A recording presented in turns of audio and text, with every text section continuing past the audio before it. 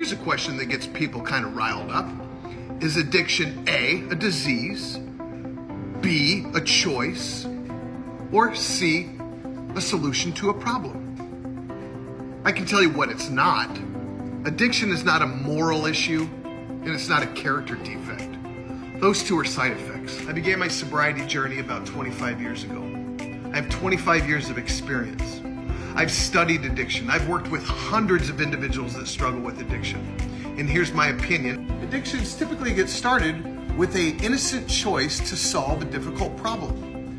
And that choice continues to be made because the problem continues to get solved without any consequences. But for many of us, when the conditions are right, like genetics and environment and upbringing, the solution to the problem actually starts becoming the problem, and we become dependent. Here's one way to look at it, and this isn't mine, this comes from the recovery community. If you put a cucumber in a bunch of vinegar and it sits there for an extended period of time, eventually that cucumber will become a pickle.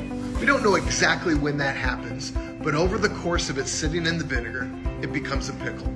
Once the cucumber becomes a pickle, it can never be a cucumber again.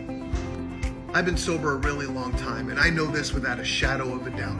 I can never drink alcohol safely ever again.